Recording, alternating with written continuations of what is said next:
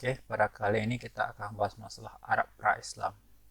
Yang mana pertama tentu adalah asal-usul bangsa Arab. Kalau kita lihat dari asal-usul Arab ini, Arab sendiri berasal dari bahasa Ibrani, itu Arabah dan Abhar. Arabah yang berarti gelap atau stapa, kemudian Abhar artinya rilah atau stapa. Jadi maksud sini bangsa Arab adalah orang-orang yang berada di daerah stapa atau gurun pasir yang kerjaannya adalah mengembala dari tempat ke tempat yang lain. Berarti dia suka berpindah-pindah, rihlah masuk ke sini ya. Kemudian kalau kita lihat Arab itu bagi dua. Yang pertama Arab Baidah, itu Arab berasal dari suku Qatan, itu adalah bangsa Ad dan Samud. Nah, ya, dari Arab Selatan mereka ini dari Yaman, mereka orang-orang ini sudah punah. Yang tinggal sekarang yang maksud Arab Islam adalah Arab Musta'arabah, itu dari suku Adnan yang tinggal di Jas, itu adalah keturunan Nabi Ismail. Jadi inilah yang maksud orang-orang Arab yang kita bahas ini. Kemudian dari segi sistem kehidupan bangsa Arab ini, pertama kita lihat dari sistem politik. Bangsa Arab ini hidup berkabilah-kabilah yang dipimpin oleh seorang syekh. Siapa dalam artian siapa yang kuat dalam kehidupan bangsa Arab ini dan yang kaya, itulah yang berkuasa ketika itu. Orang lemah tentu akan ditindas, dijajah, ya kan. Nah, kemudian kalau kita lihat orang Arab ini tidak pernah dijajah oleh bangsa asing, ya kan. Yang kayak kenapa? Karena memang keadaan daerahnya gersang dan macam susah untuk ditembus ya. Untuk masuk ke daerah itu saja susah. Jadi orang-orang Arab tersebut mungkin separuh jalan mereka sudah mati, kena panas dan segala macam. Apalagi mereka kalau tidak tahu tempat airnya di mana ya. Kemudian walaupun bangsa Arab tidak ada kerajaan ketika para Islam itu, tapi sejauh sebelum itu masih ada misalnya kerajaan-kerajaan kecil ya, seperti Mu'in, Himyar, Sabah, Irah, Gasab, dan lain-lain. Masih ada kerajaan-kerajaan kecil. Tapi secara besar kerajaan besar tidak ada terlihat di sana. Kemudian kalau kita lihat kepada kota Mekah, ya kan, Mekah ini yang terletak di Hijaz, pada awalnya adalah suatu lembah gersang, kemudian yang didiam oleh suku Malik dan Jumhur ya, kemudian datang Nabi Ibrahim, Siti Hajar, ya, kemudian Ismail. Di sinilah mereka mendirikan Baitul Haram. Turun Nabi Ibrahim inilah yang menjadi penerus dari bangsa Arab seperti kata-kata tadi, seperti Pir, Malik yang bergerak Kusai abad ketiga Masehi ya, dari Arab Utara. Kemudian ada perebutan dari suku Kuza'ah ya, kemudian Risah dan pemimpin bin Luhai. Ya.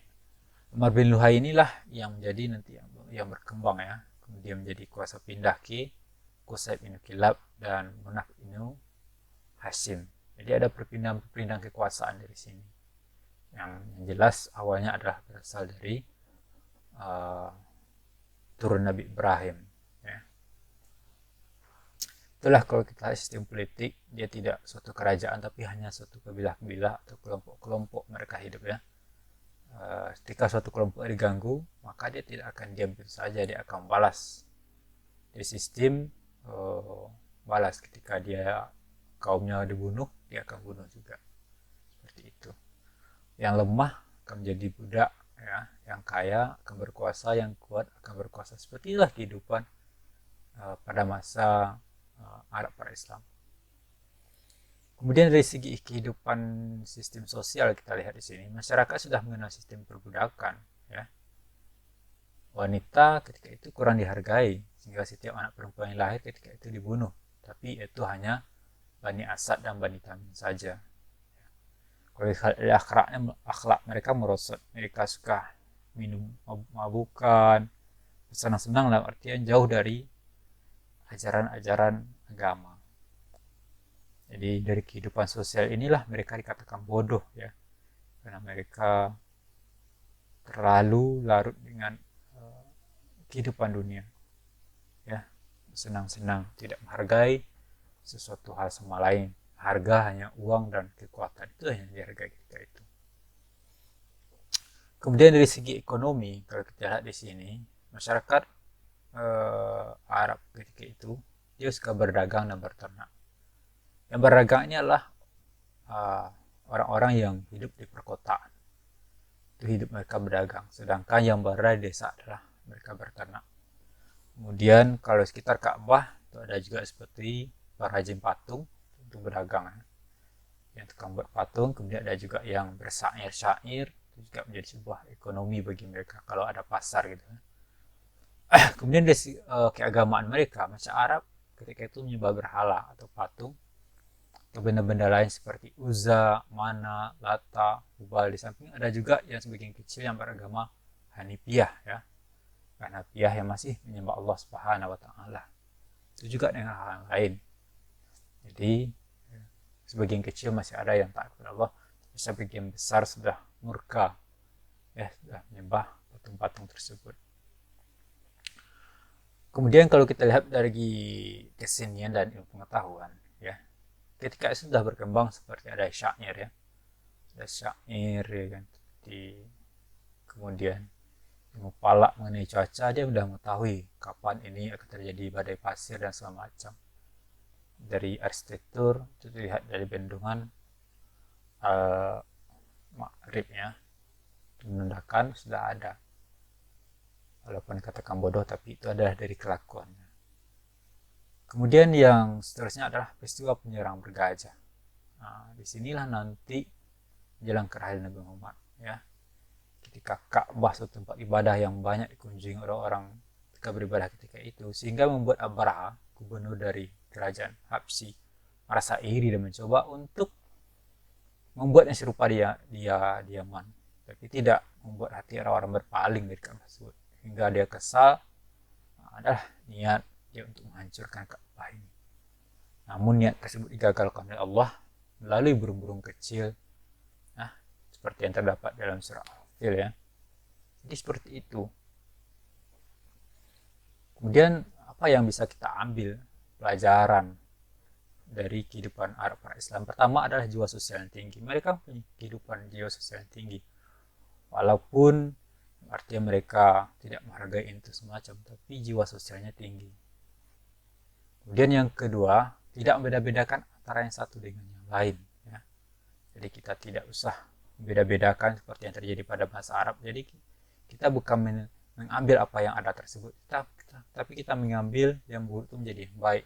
Ketika mereka membedakan kasta, tapi kita di sini menandakan hal yang tidak baik. Jadi kita tidak usah membeda-bedakan.